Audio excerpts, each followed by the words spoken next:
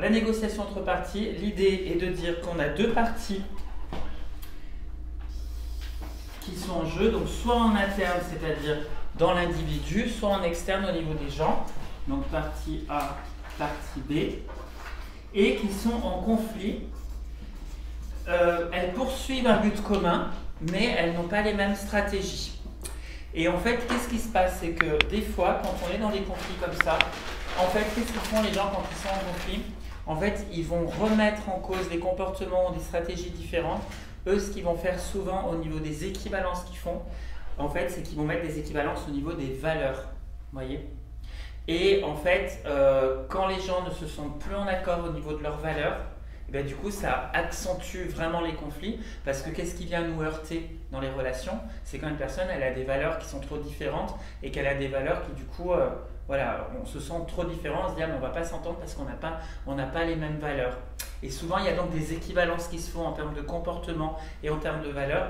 Et moi, je sais que dans ma vie, j'ai beaucoup appris à faire ça, c'est-à-dire à faire redescendre vraiment des comportements que je voyais chez les gens en bas des niveaux logiques, à me dire non, c'est pas des valeurs qui sont bafouées, c'est juste des comportements. Et arrête, toi, de toujours mettre des équivalences au niveau des valeurs, puisque moi, ma tendance était, alors elle est encore là, mais je me surveille un peu comme le lait sur le feu. Dès que je vois que je passe en première position, c'est-à-dire je commence à me sentir énervé face à un comportement d'une personne, je remarque dans ma tête, en fait, tout de suite, je mets une équivalence au niveau des valeurs. Alors je vous donne un exemple, vous allez comprendre. Un truc qui m'est arrivé en cours, il y a 2 ans, ça m'est arrivé avec mes coachs. Ils devaient faire une proposition en entreprise et sur un coaching d'équipe. Et moi, ils m'avaient dit de nous un exemple de comment toi tu fais quand tu fais une propale, on appelle ça une propale, c'est une proposition d'entreprise, comment tu fais pour la rédiger, etc. Et moi, du coup, pour leur montrer, je leur envoie une propale que j'avais faite.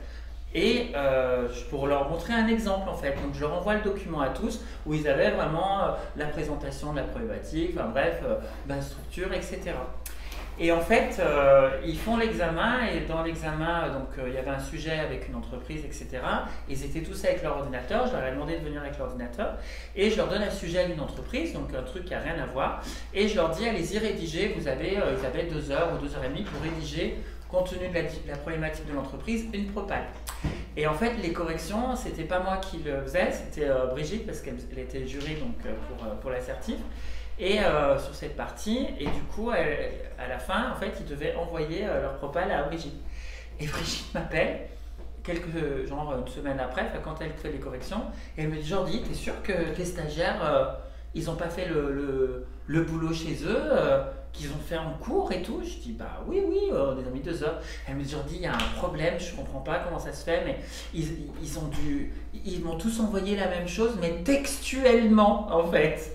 Et je dis mais comment ça? Et elle me montre, et en fait ils avaient fait des copier-coller à partir de l'exemple que je leur avais envoyé en fait. Et ils avaient vraiment, clairement il y avait des parties.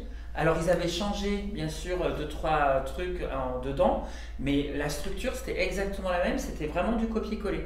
Et Brigitte elle me dit mais moi je peux pas les corriger parce qu'en plus pour les modéliser, s'ils font un copier-coller, on peut pas les modéliser dans leur logique quoi. Ils font du copier-coller, ils changent juste un peu des trucs dans le contenu.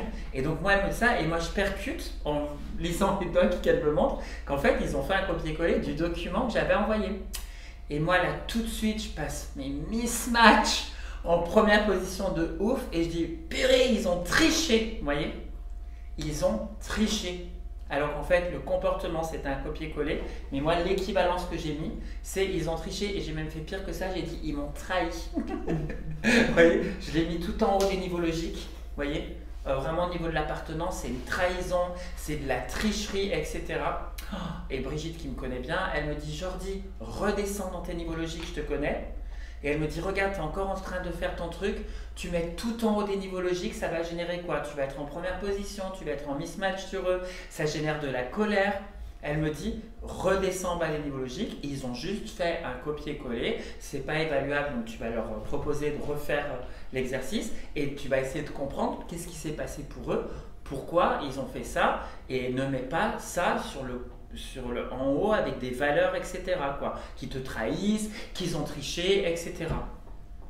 Et je dis, ouais, purée, t'as raison, mais quand même, hein, un examen, faire un copier-coller, j'ai jamais vu ça. Bon. Et donc, je redescends, hein, je me dis, allez, c'est juste, ils ont fait un copier-coller, va en seconde position avec eux et cherche à comprendre qu'est-ce qui s'est passé. Et en fait, j'avais fait des omissions. C'est qu'en fait, le jour de l'examen, c'était la première fois qu'on proposait aux stagiaires de faire l'examen en cours. D'habitude, ils le faisaient chez eux, ils avaient tout le temps. Et en fait, j'avais mal anticipé le temps, c'est-à-dire qu'au début, quand j'aurais dit vous faites l'examen, j'aurais dit vous avez 3/4 d'heure. Et après, comme je me suis rendu compte que c'était un peu court, pendant l'examen, mais ça, j'avais zappé que j'avais fait ça. Je voyais les omissions. Hein. J'aurais dit non, mais finalement, je vois que c'est un peu court pour vous. Allez, je vous laisse 2 heures. Et au final, j'aurais laissé 2 heures. Et eux, en fait, ils m'ont dit oui, effectivement, on était dans la panique. Et du coup, comme on n'avait que 3/4 d'heure et qu'il y avait le document qui était en exemple, ça a été la solution de facilité dans la panique de faire un copier-coller et juste de changer des informations pour que ça puisse coller au cas de l'entreprise. Mais en fait, c'est parce qu'on était en pénurie de temps et du coup, le cadre que tu avais posé, ça ne nous semblait pas réalisable de rédiger tout un texte. C'était plus simple de faire un copier-coller. Et du coup, on a dit ah oui, alors moi j'avais zappé que j'avais changé le cadre de temps pendant l'examen, le cadrage, hein, vous voyez. Et donc c'est pu passer en seconde position. Et j'aurais donc du coup j'aurais dit ah ok, donc on va refaire, mais c'est important que ça vienne vraiment de vous, etc. Et je leur ai confié, j'aurais dit vous savez quoi, en fait moi dans ma réalité, je me suis dit que vous aviez triché et tout. Et en fait ça va parce que le rapport était créé, on discutait et ils m'ont fait ce retour au feedback, ils m'ont dit oh, heureusement Jordi que tu nous as pas dit. Parce qu'ils m'ont dit, si tu étais arrivé et que gentiment tu nous aurais formulé, voilà, c'est pas normal parce que vous avez triché, et ils m'ont dit, tu te serais mis à dos tout le groupe parce que là, c'est nous qui serions passés en mismatch sur toi parce qu'on aurait l'impression que tu nous comprenais pas et tout. Donc ils m'ont dit, oh, heureusement que tu n'as pas fait ça. Et ils m'ont dit, ah mais c'est bien, merci de l'exemple, de nous raconter et tout. Puis bon, du coup, ça s'est très bien passé, ils ont refait, etc. Mais ça, c'est vraiment chouette parce que vraiment dans la forme, je me suis rendu compte que des fois dans ma vie, j'avais beau mettre les formes avec les gens, à dire les choses gentiment, mais quand je formulais les problèmes, comme je mettais des équivalences au niveau des valeurs, avec mes jugements de valeur, mes interprétations, c'est-à-dire d'un comportement, j'en faisais une équivalence au niveau des valeurs, même si dans la forme, je le disais avec une voix douce, en essayant de créer le rapport, en regardant la personne, etc. Mais que dans mes propos, il y avait des équivalences qui étaient en lien avec des valeurs et je venais adresser à une personne un truc pas ok au niveau des valeurs, et bien même avec beaucoup de bienveillance, je ne comprenais pas pourquoi mes feedbacks ne passaient pas.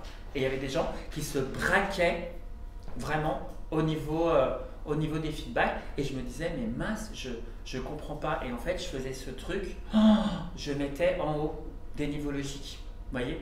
Par exemple, et moi j'entends beaucoup de gens qui font ça, c'est en bas des niveaux logiques et dans leur réalité subjective, pouf, ils montent tout en haut. Un exemple.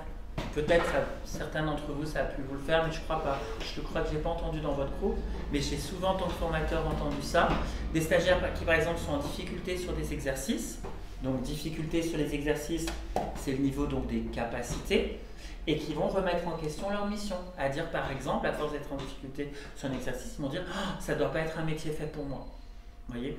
Donc, comme je suis en difficulté, au lieu de rester en bas des niveaux logiques sur les capacités, l'équivalent, c'est de dire ce métier ne doit pas être fait pour moi, la mission, elle est remise en question. Alors que non, on pourrait juste dire non, tu veux vraiment faire ce métier, c'est juste que pour l'instant, tu n'as pas encore la capacité, vous voyez, et c'est juste que tu n'y arrives pas. Je me rappelle un jour, j'avais vraiment fait une boulette, c'était la pire boulette, je crois que j'ai fait dans ma vie parce que ça a eu des conséquences assez grave entre guillemets derrière pour moi parce que ça a été compliqué vraiment derrière, sans raconter toute l'histoire.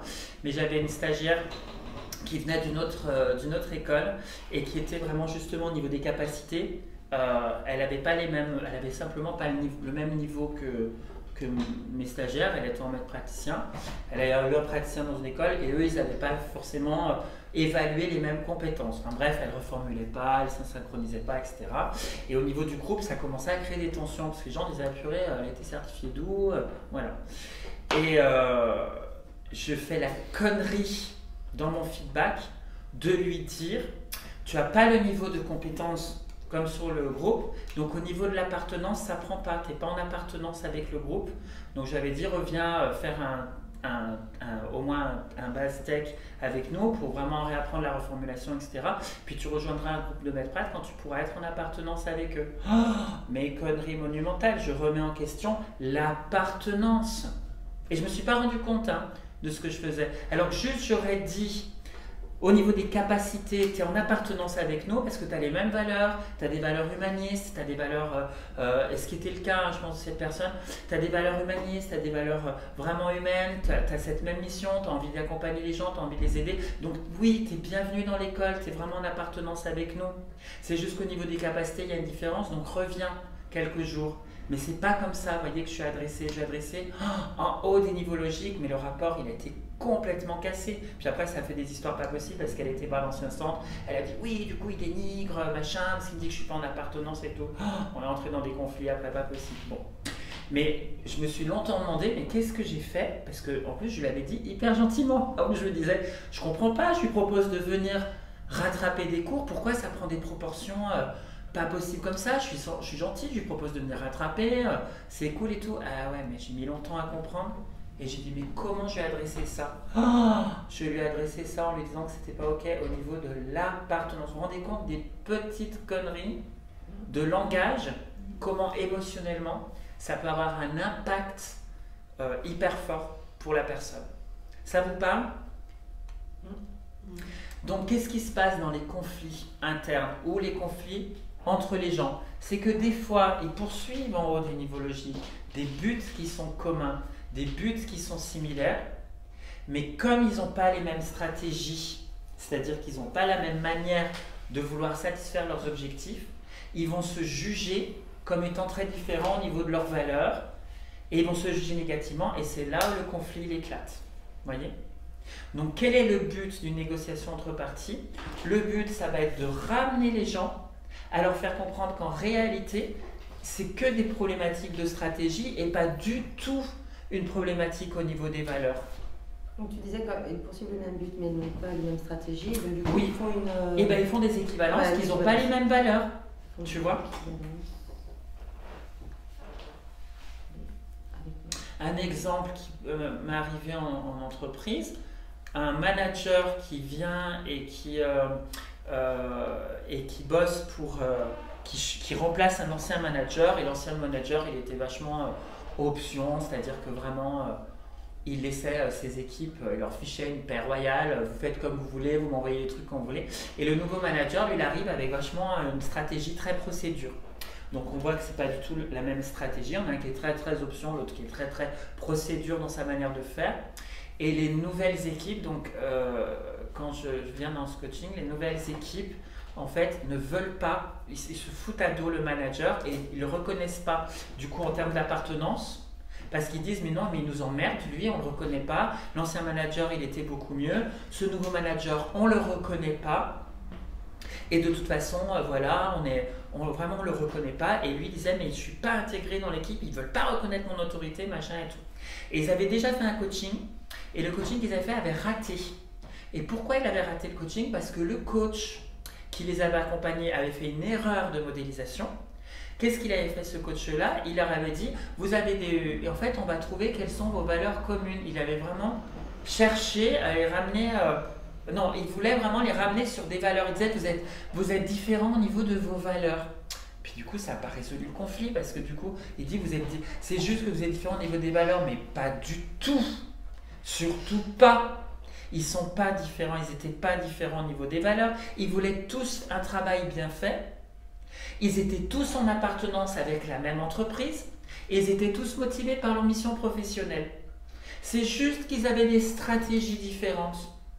Et donc, dans le coaching, ma démarche a plutôt été dans ma modélisation de leur dire, vous n'avez pas des différences au niveau de vos valeurs. Vous avez les mêmes valeurs, vous avez des stratégies différentes. Et qu'est-ce qui fait que vous avez des stratégies différentes? Et quand les gens sont passés en seconde position les uns avec les autres à dire, ah oui, mais en fait on veut tous la même chose, ah mais en fait c'est juste les stratégies qui sont différentes, ah ben c'est bon, on peut commencer à discuter, on peut commencer à parler. C'était les stratégies en fait de l'équipe et les stratégies l'équipe, ils étaient en équipe, voilà, de faire en option, ils avaient été habitués comme ça, c'était cool, c'était sympa, etc.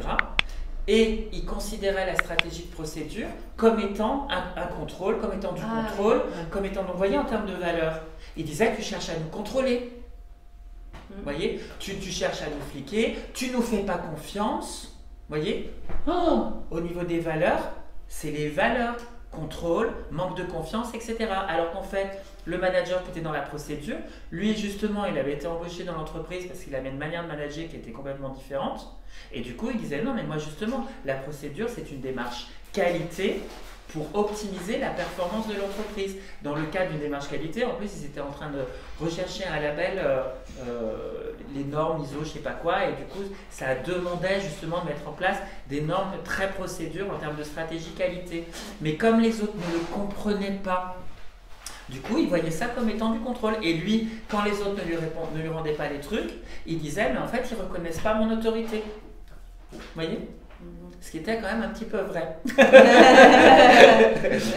Mais quand les gens ont compris qu'en réalité, ils avaient les mêmes objectifs, mais que c'était juste qu'ils avaient des manières de faire qui étaient différentes, le problème, il a été résolu en même pas une journée, quoi. Oui, et puis en plus, ça a été terminé. Un management où c'était complètement radicalement différent, donc du coup, ça chamboulait toutes leurs habitudes. Voilà, mais c'est parce qu'ils avaient juste besoin de comprendre, ils avaient besoin de passer en deuxième position, et lui aussi, il avait besoin de passer en deuxième position, parce que sa manière de faire, il était arrivé un petit peu sur ses grands chevaux, à imposer à tout le monde sa propre manière de faire dans son modèle du monde sans donner aucune explication, et eux, ils ont dit, putain, mais le mec, il se prend pour qui, quoi? Vous voyez ce que je veux dire? Et donc du coup, encore une fois, c'était pas un problème de valeur, c'était qu'un problème de stratégie et de comportement. Lui, il est arrivé avec sa première position. Voilà, maintenant, les gars, vous allez faire comme ça. Et puis les gens ne comprenaient pas. Et eux, ça déclenchait quoi? Du polarity. Ça vous parle? Donc vous voyez la modélisation, comme c'est intéressant, hein, de se dire, le conflit, le problème, il est à quel niveau logique? Qu'est-ce qui se passe? Et donc pour revenir sur le protocole, quand on fait donc une négociation entre parties, l'objectif de la négociation entre parties va être de ramener les gens. On sait qu'ils ont un objectif commun, mais on sait d'office que de toute façon, en termes de valeur, ils pensent être différents. L'objectif commun va être de permettre aux personnes de réaliser qu'en réalité, elles ont les mêmes valeurs. Et alors, comment on fait le tour de passe-passe? En fait, on va aller... Alors, je vous le fais très schématique et puis après, on regardera vraiment les étapes dans la procédure. On va aller s'adresser à la partie A. On va lui dire, quand tu as cet objectif, qu'est-ce qui est important pour toi? Donc, c'est toujours les mêmes dynamiques hein, quand on gère des conflits. C'est quoi ton comportement? Qu'est-ce que tu fais? En quoi l'autre il t'embête? Et puis, c'est quoi ta fonction positive? Qu'est-ce que tu cherches en fait? Qu'est-ce que tu cherches à satisfaire? Qu'est-ce que tu cherches à satisfaire en faisant X, quoi? C'est quoi qui est important pour toi? Bah, ce qui est important pour moi, c'est ça. Donc, on a une valeur. Et ensuite, l'idée, ça va être de remonter, en fait, dans les valeurs, c'est-à-dire de dire, OK, on imagine que cette valeur, elle est satisfaite. Qu'est-ce que ça t'apportera d'encore plus grand et d'encore plus important? Et on va remonter comme ça. Et on va avoir une valeur encore plus importante. Alors en exemple, vous allez avoir des personnes qui vont dire, je vous reprends l'exemple de l'entreprise, ben pour nous ce qui est important c'est une valeur de confiance en fait, parce que du coup s'il n'y a pas de procédure ça veut dire qu'on nous fait confiance. Ok, donc ta fonction positive de vouloir rester en mode option c'est ça nourrit ta valeur de confiance. Oui, super. Et quand tu as la confiance, qu'est-ce que ça te permet de satisfaire qui est encore plus important pour toi? Vous voyez, on va vraiment faire remonter la personne sur une valeur encore plus essentielle. Ah, bah, quand je suis en la confiance, ça me permet de me sentir libre dans mon travail. Il y a vraiment cette liberté. Ok, donc c'est super important, cette valeur de liberté. Bravo, etc. Et quand tu es dans cette liberté, qu'est-ce que ça te permet de satisfaire d'encore plus important? Bah, ça me permet de satisfaire vraiment la joie de venir au travail, de la motivation et de l'enthousiasme. Ok, on a une fonction positive encore plus grande. Et quand tu es dans la joie et l'enthousiasme, qu'est-ce que ça te permet de satisfaire d'encore plus important? Bah, du coup, je peux vraiment faire un travail impeccable. Et pour moi, le travail impeccable dans l'entreprise, c'est important et de rester vraiment en motivation parce que du coup, ça donne du sens. Par exemple, ça pourrait être une valeur de sens. Ça donne du sens à ce que je fais. D'être dans la joie, j'ai du sens dans ce que je fais. Ok. On remonte comme ça très très haut. Et ensuite, on va aller voir l'autre personne et on va lui dire, ok, toi par exemple qui es très très dans la procédure, qu'est-ce que c'est important pour toi la procédure? Bah, pour moi, ça apporte de la sécurité dans le travail. C'est important cette sécurité. Ok, Donc on a cette valeur, super, c'est très important pour toi, la sécurité, etc.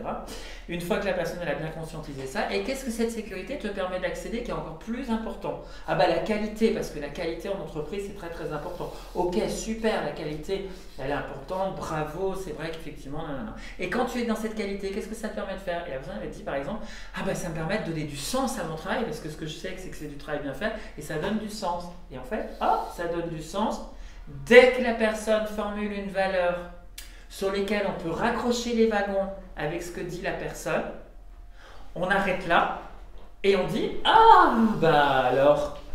Et on les regarde tous les deux et on dit « Ah, bah alors en fait, vous voulez la même chose en fait !» Vous voyez ce que je veux dire? On en profite, on chope le wagon, on remonte comme ça dans les valeurs, on chope le wagon et on fait en sorte de dire bah, « Vous voyez en fait, vous avez les mêmes valeurs. » Et est-ce que vous le voyez que vous avez les mêmes valeurs? Et quand les gens vont voir et conscientiser qu'en réalité ils ont les mêmes valeurs, du coup, qu'est-ce qu'on va faire? On va pouvoir redescendre au niveau des stratégies et de dire ok, donc vous avez les mêmes valeurs, c'est juste que vous n'avez pas les mêmes fonctionnements, vous n'avez pas les mêmes stratégies, et bien du coup on va discuter parce que maintenant vous voyez que vous avez les mêmes valeurs, peut-être que vous pouvez discuter et c'est à ce moment-là que la négociation elle est possible. On ne peut pas faire de négociation tant que le rapport entre les gens n'est pas créé. Tant qu'ils sont dans leurs valeurs, en haut de leur niveau logique, à se dire qu'ils sont trop différents et que de toute façon c'est de la trahison, c'est un manque de confiance, c'est n'importe quoi, et que l'autre va dire mais eux ils n'en ont rien à foutre de la qualité, de toute façon ce qu'ils pensent, ça va faire que comme ils veulent en fait. Vous voyez, on ne peut pas négocier, on ne peut pas discuter. Comment on peut faire pour pouvoir négocier? Il faut qu'on puisse se sentir relié en haut de nos niveaux logiques, parce que c'est le haut des niveaux logiques qui sont vraiment les leviers de motivation qui sont vraiment importants pour l'individu. Alors, autre chose, vous allez me dire, parce que c'était la question que je me posais à l'époque où j'étais stagiaire comme vous, je me disais, mais oui, mais si on ne tombe pas sur les mêmes valeurs en même temps, comment on fait? Parce que des fois, on ne va pas tomber. Eh bien, j'ai une bonne nouvelle, c'est que l'être humain, en fait, profondément, même si on peut être très différent sur certaines valeurs, etc., mais quand on remonte vraiment dans qu'est-ce qui est profondément important, en réalité, on va tomber sur ce qui s'appelle des valeurs un petit peu universelles. Ça veut dire qu'en réalité, l'être humain, on n'est pas si différent que ça. Et quand on va vraiment remonter en profondeur sur ce qui nous anime, ce qui est important pour nous, à un moment donné, on tombe sur des valeurs universelles, du genre l'harmonie, la paix, l'amour, la joie, la tranquillité, enfin, la sécurité. On va tomber sur des valeurs universelles qui sont partagées par tout le monde. Même, je prends un exemple, même sur un tueur en série par exemple.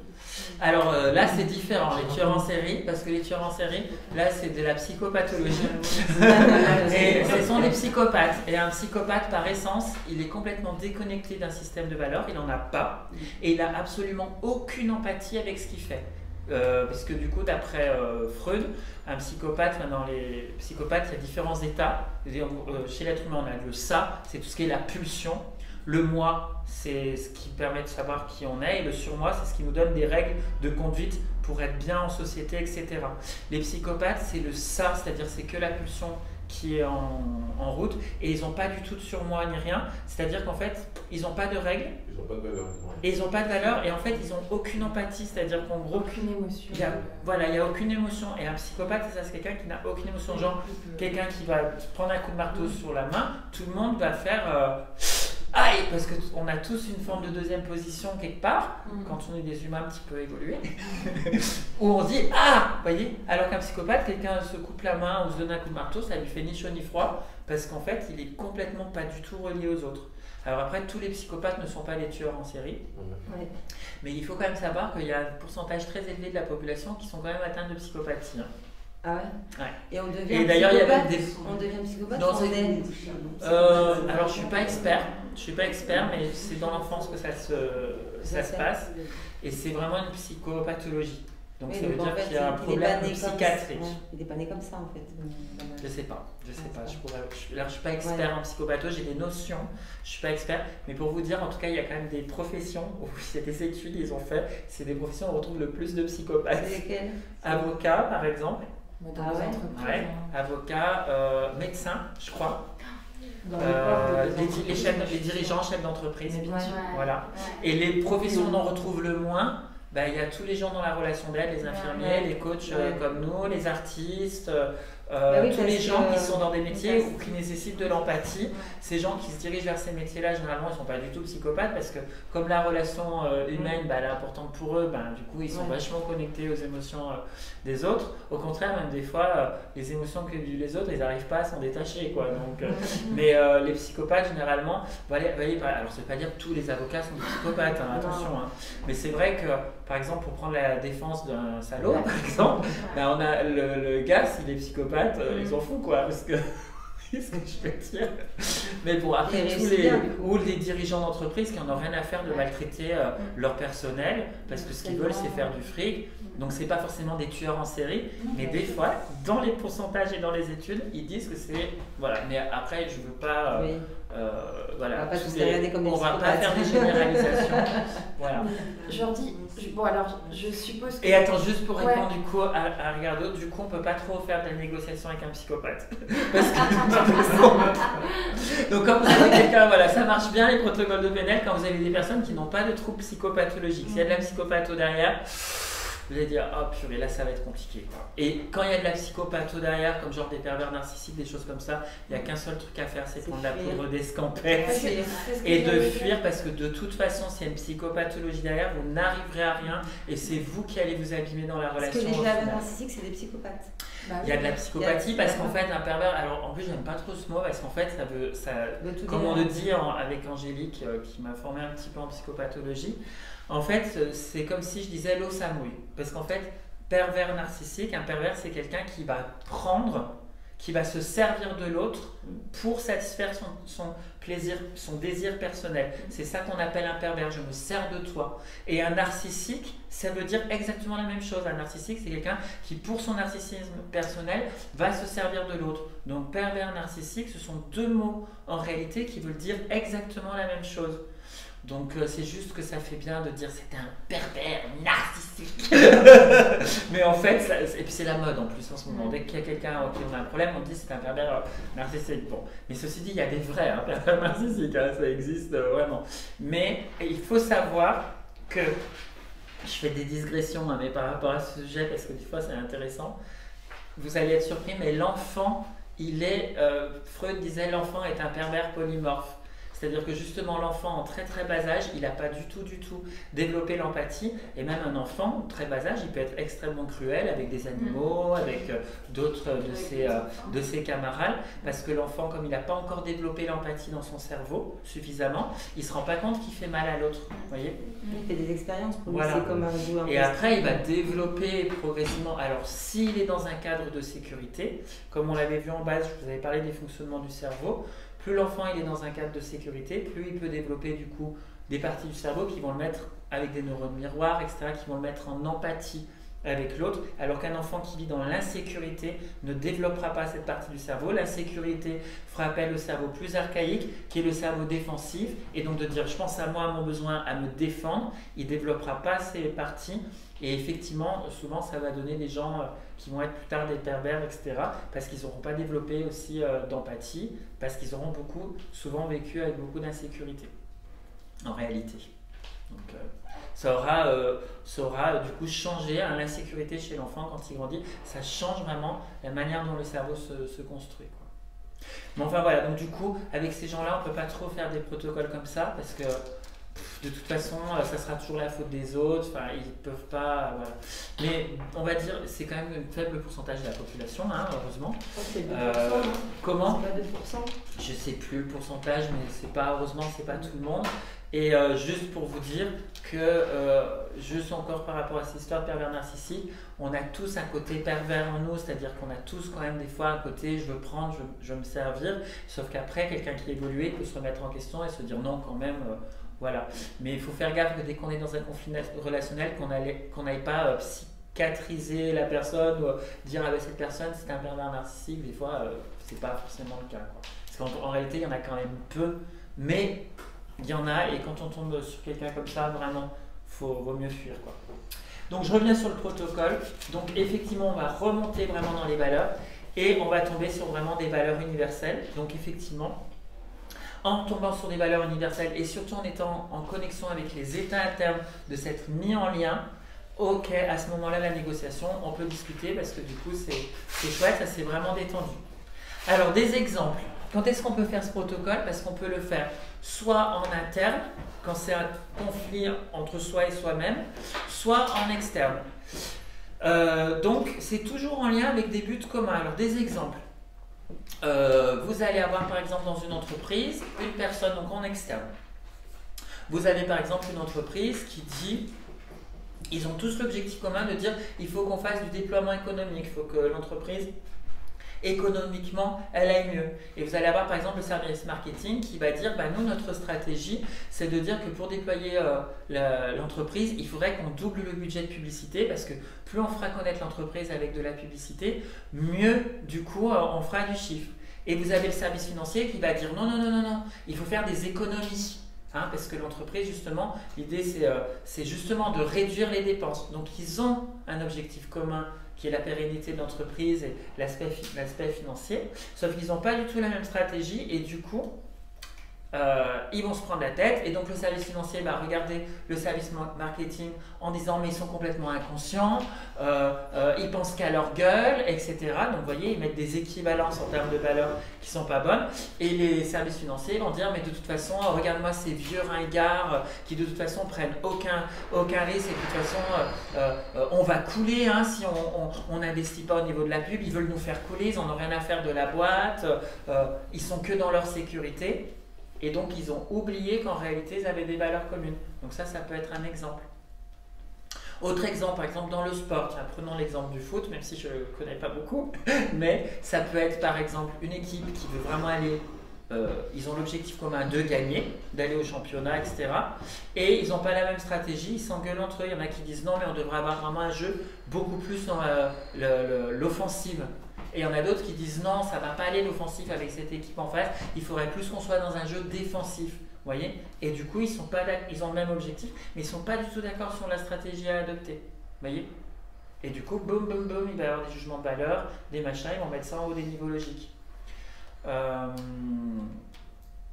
peut être un couple, par exemple. Il y en a un qui dit ça serait bien qu'on fasse peut-être... qu'on fasse des économies pour pouvoir faire un tour du monde. Les deux veulent faire un tour du monde.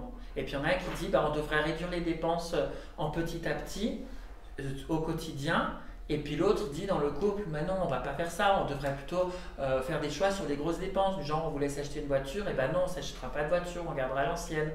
Vous voyez, ils ne sont pas du tout d'accord sur la stratégie. Et du coup, ils se prennent la tête. Alors en fait, ils veulent tous les deux faire un tour du monde. Vous voyez. Donc ça, c'est des exemples de conflits en externe. Alors sur la vidéo, j'avais fait une vidéo sur YouTube et sur le e-learning, je vous l'ai mis. C'était un couple et je vous avais fait la démo. J'avais fait la démo, donc je ne sais pas si vous l'avez vu, mais vous pourrez voir si vous voulez à l'occasion, parce que là aujourd'hui je vais plus le faire en interne. Mais si vous voulez avoir un exemple aussi de commencer en externe, c'est pour ça que j'ai fait la vidéo, parce que ce protocole, on peut vraiment l'utiliser de deux manières. Donc en externe, vous verrez dans la vidéo, c'est un couple, mais il joue un rôle, parce que c'était pas pour de vrai, c'était juste pour illustrer. Où il y en avait, donc la mère, elle disait, je veux par exemple que l'enfant, quand il rentre de l'école, il fasse ses devoirs tout de suite. Et le père, il disait, non, laisse-lui la grappe, d'abord il s'amuse et il fera les devoirs après. Mais les deux, en réalité, veulent contribuer à l'éducation de leur enfant. Voyez. Donc vous verrez comment je fais le protocole en externe.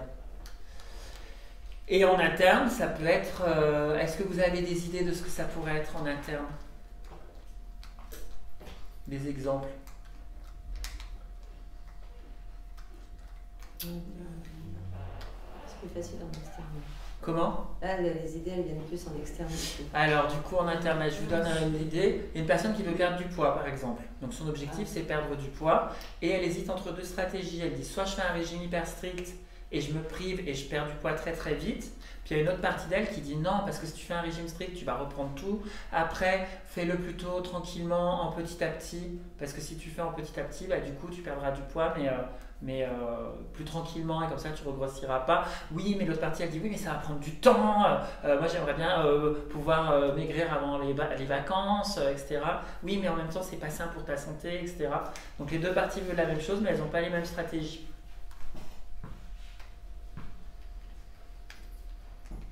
Ça vous parle comme ça Voilà, donc ça peut être en interne.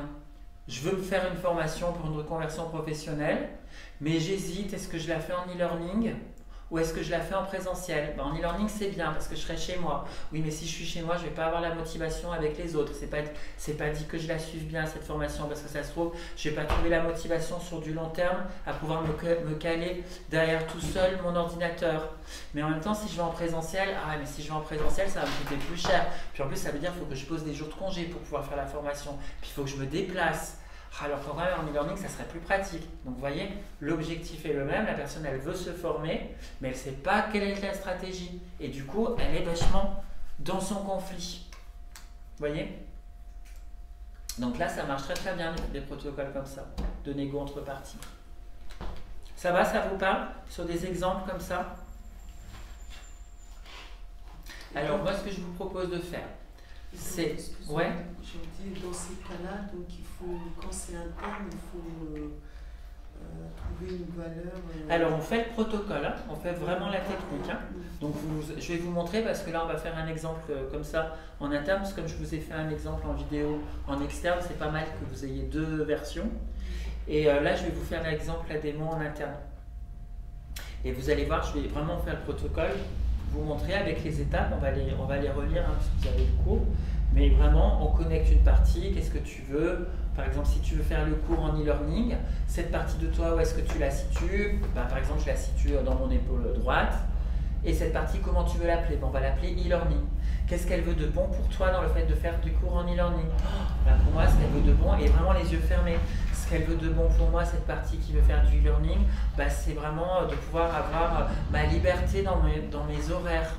Ok, et en quoi ça te donne, qu'est-ce qui est super, on accueille ça, génial, et qu'est-ce que ça t'apporte de plus important encore pour toi d'avoir cette liberté? Ça cultive mon autonomie, c'est important pour moi d'être dans mon autonomie.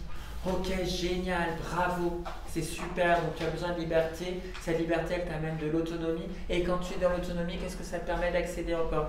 Ça me permet d'accéder vraiment à de la fierté personnelle, parce que si j'y arrive et que j'ai été autonome, je vais réussir et du coup je serai dans la fierté, et j'aurai vraiment, je serai content de moi, ça va satisfaire mon estime de moi. Ok, super.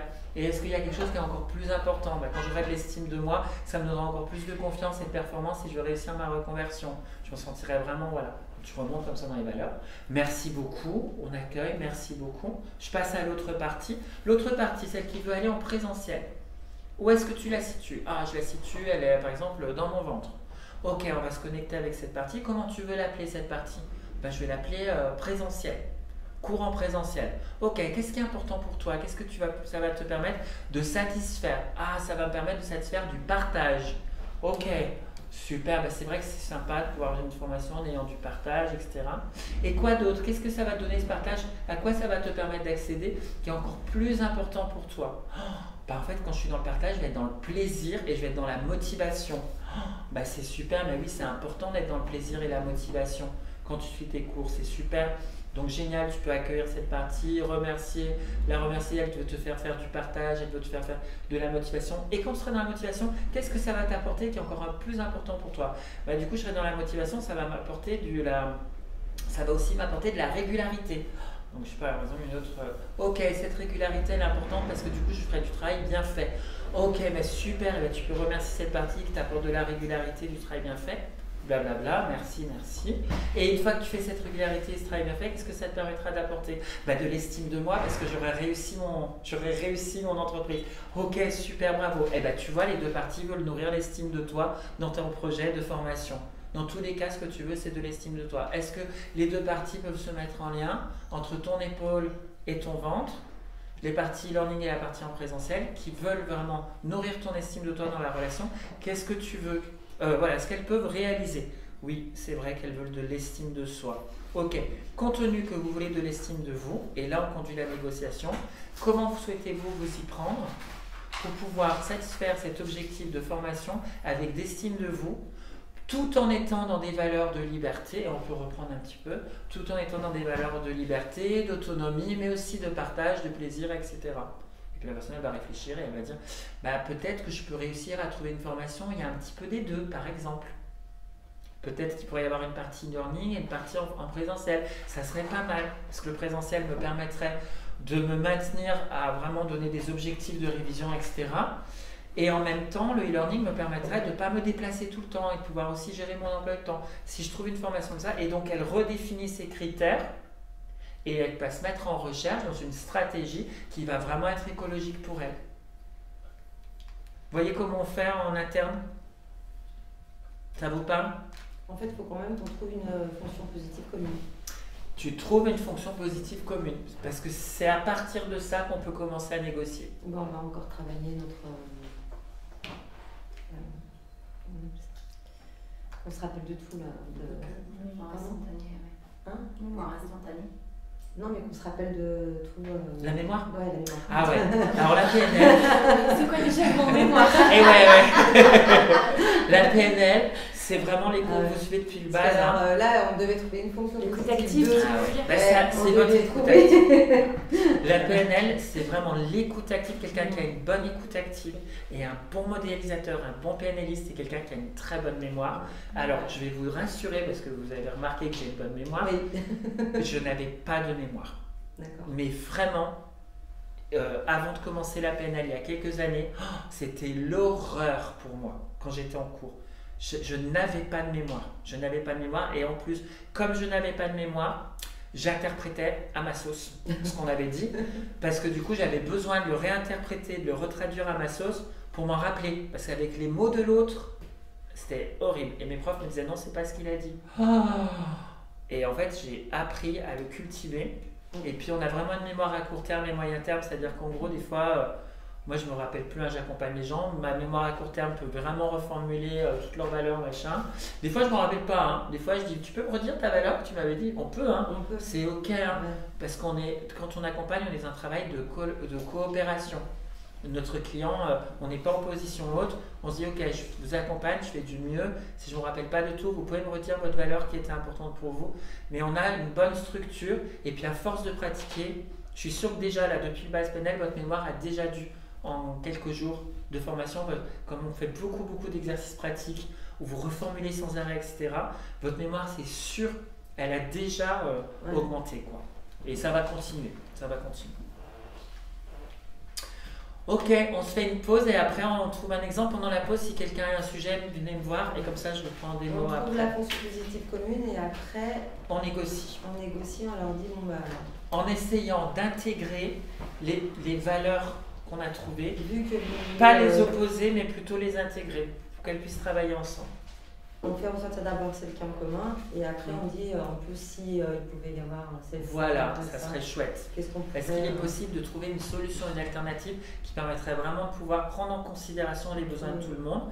Et ça, c'est une vraie négociation réussie parce qu'une négociation ratée, c'est quand il y a un perdant et un gagnant et qu'on tombe dans des... Et des fois, les négociations ratées, c'est quand on est dans du compromis, c'est-à-dire que les deux sont perdants et les deux ont l'impression de faire un sacrifice. Et ben du coup c'est du perdant-perdant, ce sont des négociations ratées. Normalement, dans une belle négociation, il n'y a pas de compromis, les deux ressortent à se dire c'est génial, j'ai été entendu dans mes besoins et on a trouvé des solutions qui viennent satisfaire ce qui est important pour moi. Et là, on peut vraiment souder les gens à être vraiment en équipe et à vraiment avoir envie de travailler ensemble. Sinon du coup, ils vont dire ouais, on a voulu travailler avec vous, hein, les sacrifices qu'on a fait hein, pour travailler avec vous. Oui, bah nous aussi on a fait des sacrifices. Bah, c'est reparti. C'est reparti, on est sur une base qui n'est pas bonne. Ils vont se reprendre la tête plus tard, ils vont se faire payer l'addition mutuellement. C'est mort. Il faut vraiment trouver à partir de la créativité, on relie les gens à vraiment les remettre ensemble, à se dire ok, on n'est pas si différents, on poursuit les mêmes objectifs. On va trouver des stratégies parce qu'en réalité, on a besoin les uns des autres pour pouvoir vraiment performer ensemble parce qu'on ne va pas y arriver tout seul. L'autre, j'ai besoin de lui. Mais quand tu as fait des coachings dans professionnels, du coup, ça t'est arrivé, enfin, c'est déjà, j'imagine que ceux qui dirigent, ils sont du coup bienveillants parce qu'ils cherchent des solutions, parce qu'ils prennent un coaching.